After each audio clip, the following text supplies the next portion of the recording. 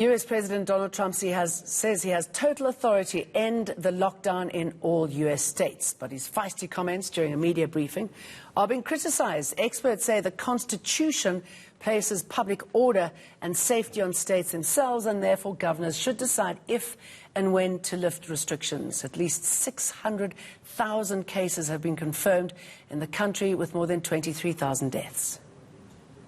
The story in the New York Times was a total fake. It's a fake newspaper, and they write fake stories. And someday, hopefully in 5 years when I'm not here, those papers are all going out of business because nobody's going to want to read them. But now they like them because they write about me. That you bought yourself some time, you didn't use it to prepare hospitals, you didn't use it to ramp up testing. Right now, you're so disgraceful. It's so disgraceful the way you said it. What did you do with the time that you bought? Look. You know you're a fake. You know that. Your whole network, the way you cover it, is fake. We've done this right, and we really have done this right. The problem is the press doesn't cover it the way it should be. Go ahead. One more question. To discuss this, I'm joined by John Stremner from Wits University here in Johannesburg. A very good morning to you. Does he have the total power to do what he wants when it comes to the lockdown there and the coronavirus, John?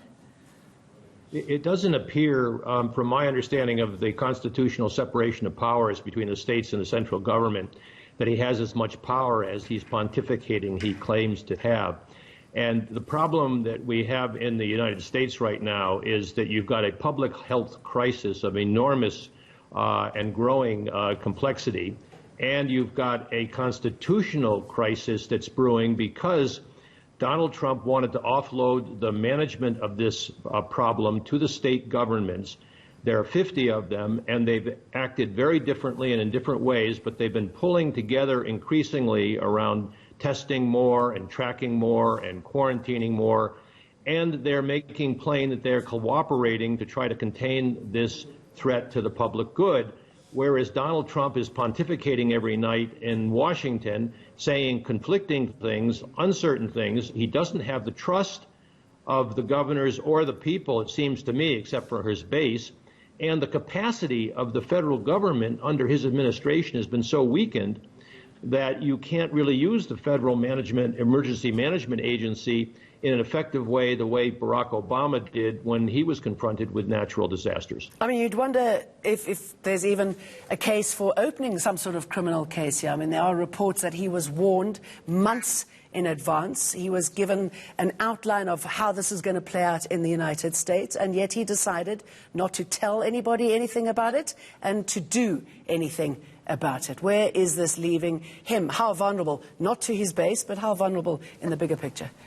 Well, we really don't know, Jane, and it is terribly perplexing and tragic because a lot of people are dying. I mean, 23,000 deaths already, and the comparison that I've tried to draw is between the way Cyril Ramaphosa early on deliberatively involving the science, deferring to the scientists in the public health domain, but at the same time trying to rally the country so that you'll have an informed public that is suffering greatly, as he acknowledges constantly, but that is at the same time confident that the central government is trying to do the best that it can under very trying circumstances. Donald Trump does not have any of that confidence, it seems to me, from certainly the publications that I read and consult with, and I do fairly widely. I mean, Fox News will be Fox News, but other than that, there is such skepticism over anything he says because his mendacity, his lying, is so endemic, and his political opportunism is so transparent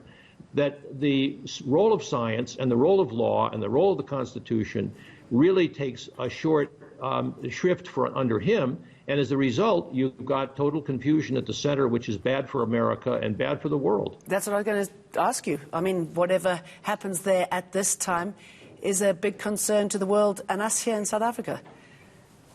Well, exactly. I think that this disease is being handled very responsibly here, as I've said before, and I read Professor Salim Abdul Karim's report yesterday, and it's again a symptom of how thoughtful and science-based whatever we're trying to do here with limited knowledge is being done. But in the U.S., that is not the case.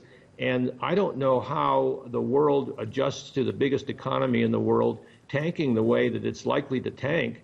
And while Donald Trump talks about reopening things, we now have in the U.S. effectively, for most states, stay-at-home orders that have closed down the economy. And, thanks for that, John. And obviously we're concerned here that it'll affect the aid coming to us from the United States. John Stremler there.